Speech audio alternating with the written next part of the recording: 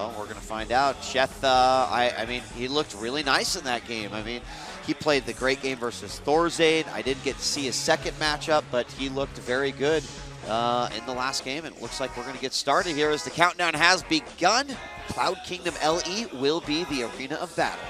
Yeah, and I really think Cloud Kingdom is becoming one of those increasingly popular maps because there's not the clear way that you should play it. I mean, on Antigua Shipyard, a lot of Terran players against Zerg pretty much say you gotta 3-base it. On Tal'Darim Altar, you have to 3-base it. On this map, I mean, the third base is somewhat vulnerable. Fourths and fifths are kind of interesting in terms of how it relates to your attacking. Especially there's no clear fourth base.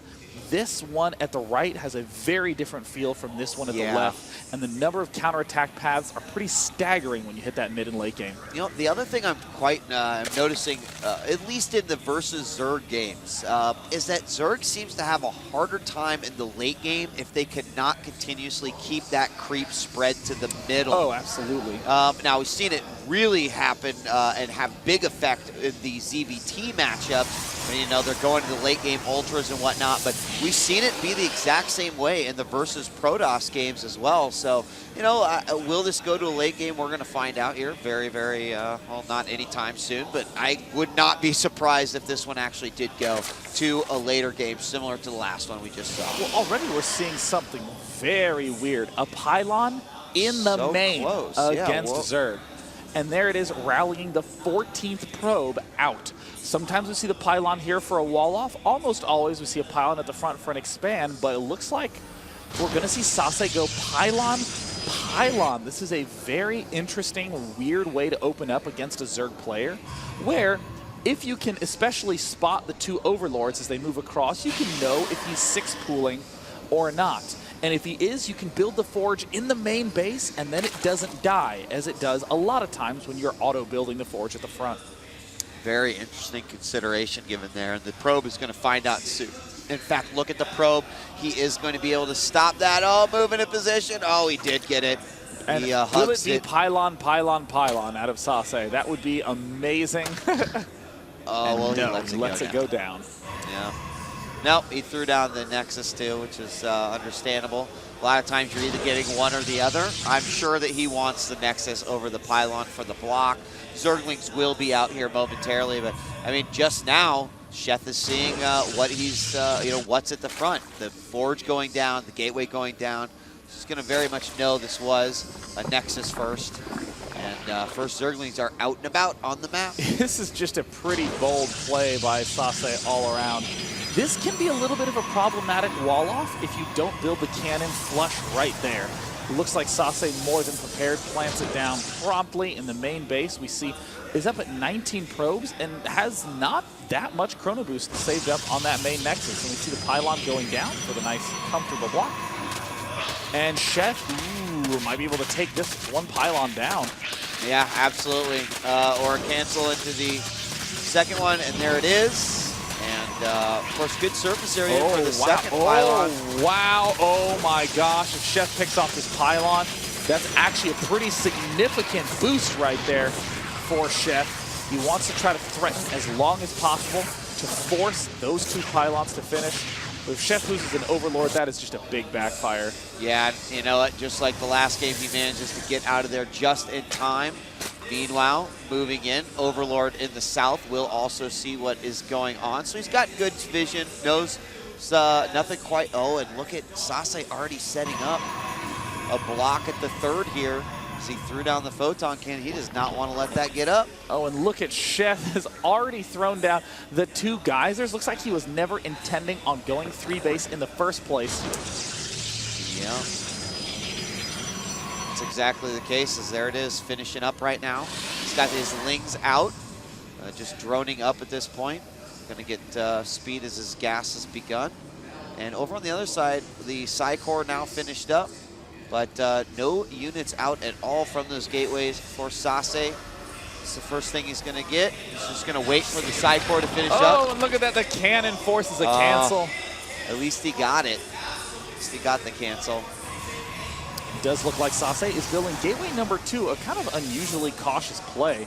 And look at the Sheth just easily takes this mid-4th base as a third. This is going to be a little bit funky, and Sheth is already getting an extremely early layer. I mean, look at that. It's at 6:30, Marcus. He's going layer and then Zergling speed. This is just, you just don't see this. I don't think SaSe wants this fourth to get up either. He's going to put a pylon in the back of it, drop a cannon on the low ground, again in an area where it's going to be very difficult for him to see that unless that hatchery's finished.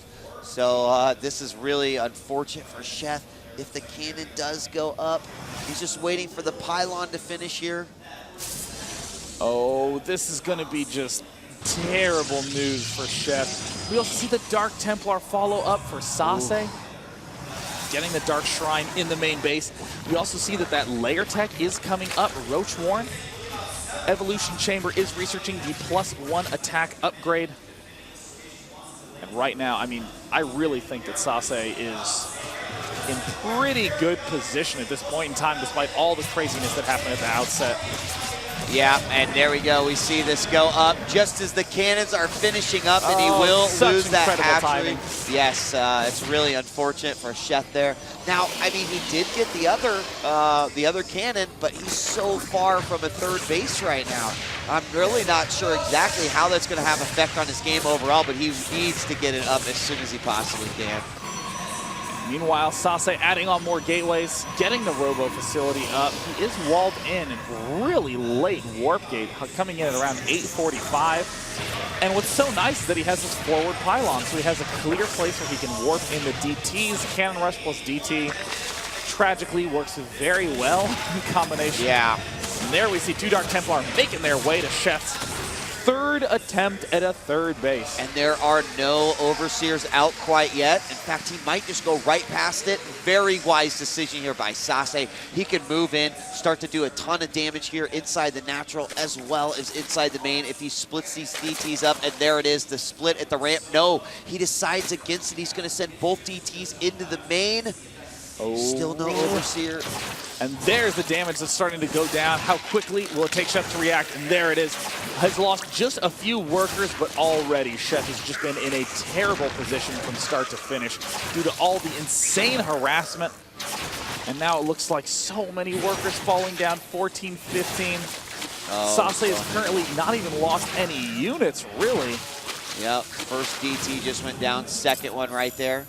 Yes, there's two more DTs. He took out the third as well. He cannot really blindly attack anymore because the Overseers are there, but he's still got some really solid map control here against Sheth. Sheth with a ton of roaches now heading out.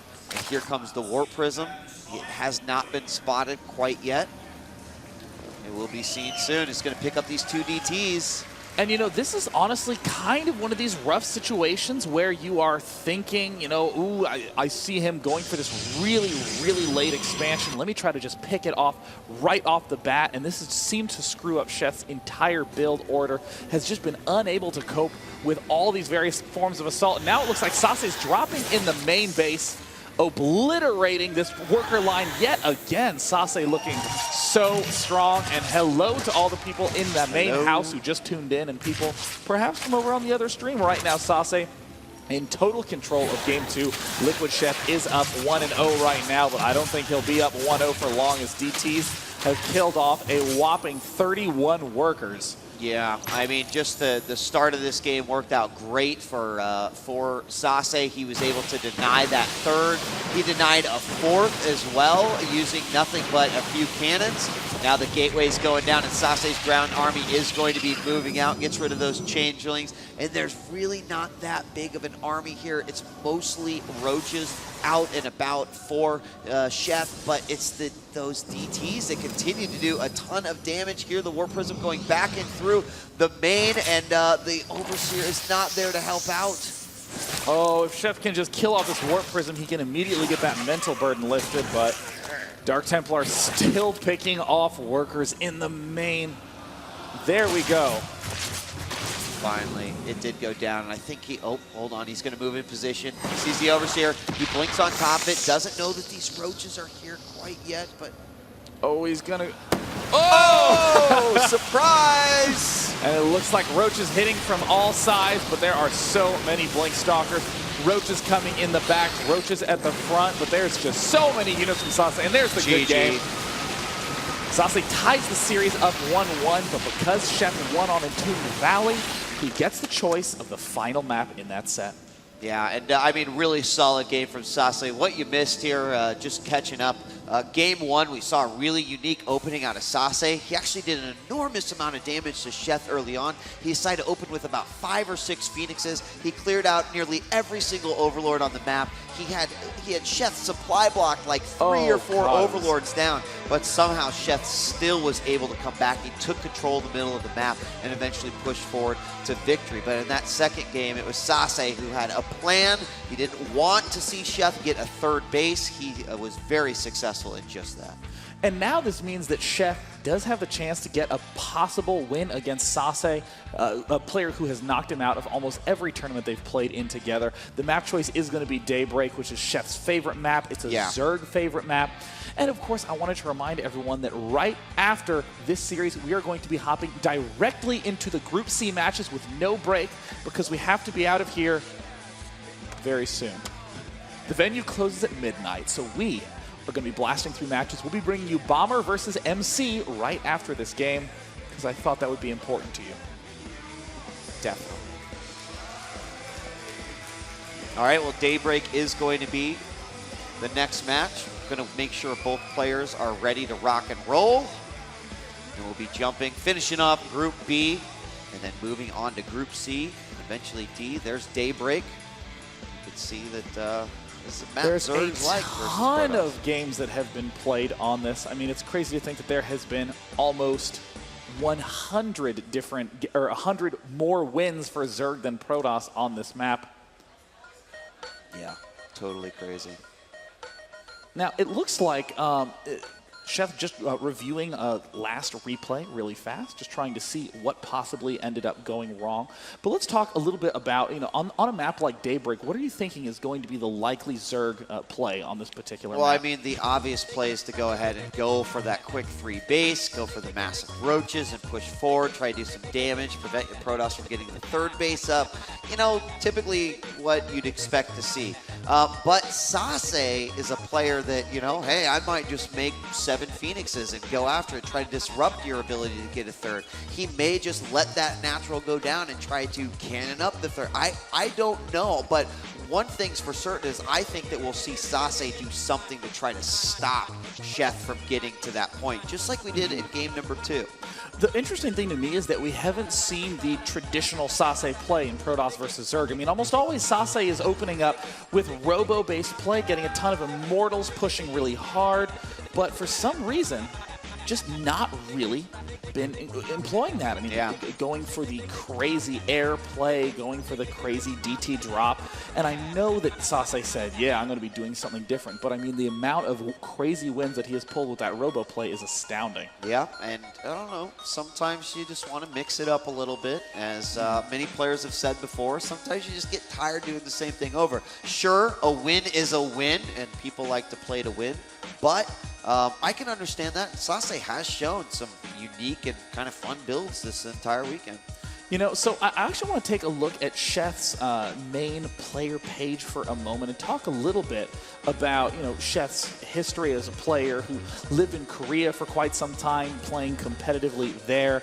And again, I think these statistics will really reveal that he is much more attuned to the versus Protoss versus Zerg matchups. Versus Terran tends to be his general weakness. Yes, and you can see some of the achievements there, getting an all-kill himself against Evil Geniuses in the IPL Team Arena Challenge 2. He did have some success in, Code A, but then he was knocked out. And Sheth is consistent, but still hasn't quite found that championship quite yet, as he is a liquid favorite, however, and continues to do that team very, very well with his amazing play and his very manner style. And it looks like Sheth, after reviewing that replay, has rejoined us back on Daybreak. The game has started and is now the final match of the final game of Group Number B, where SaSe is in first place. Sheth, though eliminated, has the chance to win $800.